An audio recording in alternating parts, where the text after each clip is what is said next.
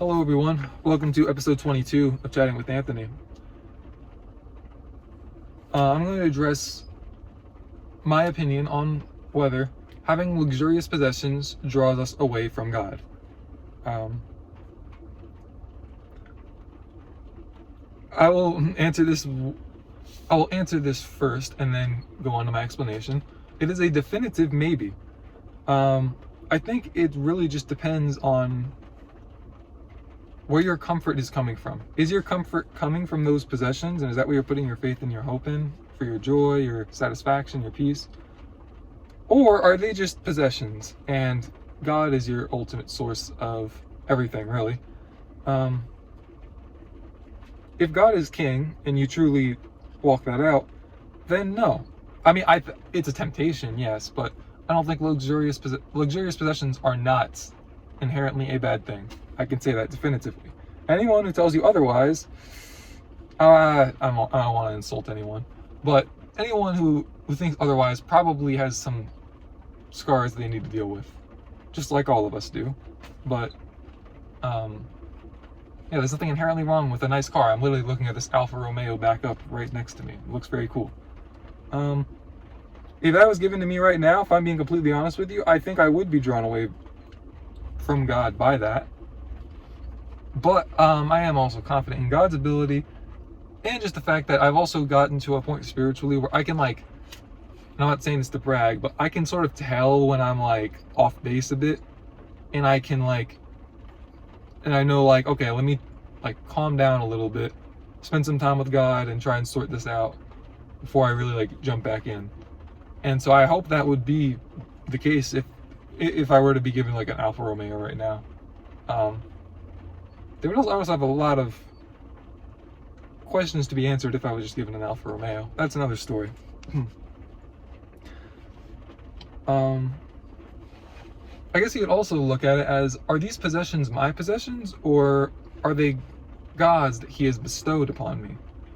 At the end of the day, as the song, which I believe came from a verse, I just don't remember where, for from you are all things, and to you are all things, you deserve the glory. I think I told you are worthy of it all, because that's like the next part of the song. But anyways, or as like the Casting Crowns song said,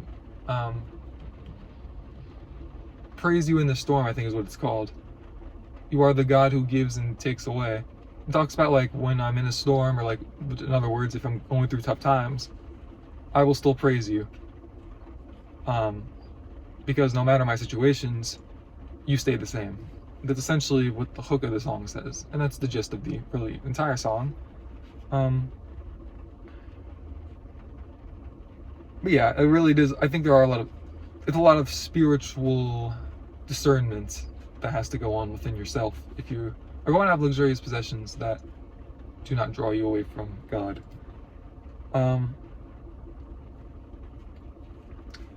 think most of us would have a tough time handling it, and some of it also is just experience, for lack of a better way to say it. Like, if you have anything for long enough, it'll just feel normal to you.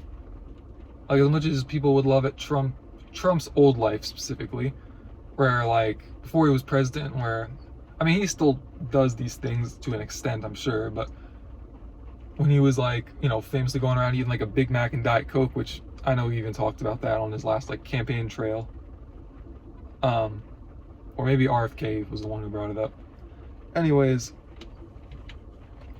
people looked at that, which, like, okay, that part a lot of people can relate to, but, or like going out for like fancy dinners, having like these like relations with women, at least to the extent that he did, to the extent that he was able to like rent out certain places and do stuff, and I don't want to get too into it, but the means of which he did his activities, people would look at that and they would just say, he must really love life. He must be always happy. He must really enjoy his life.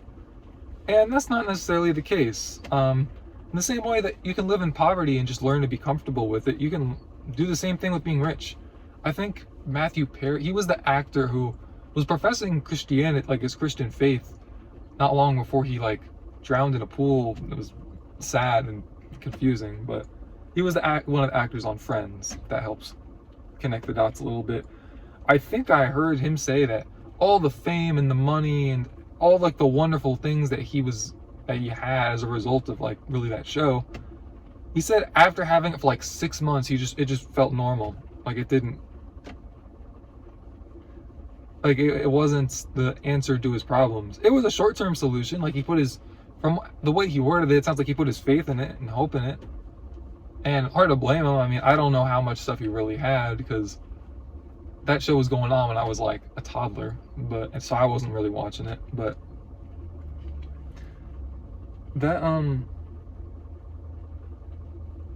it just goes to show that nothing here can really suffice.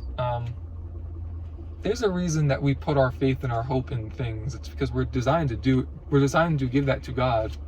And if you don't, you're just naturally going to go look for something else to do it with. It goes for Christians and for everybody else, really. But yeah, that's all I have for this episode. I hope you guys got something out of it. I know I did get something out of planning this whole thing. You bozos stay safe. God bless. And hopefully you'll be here for the next one.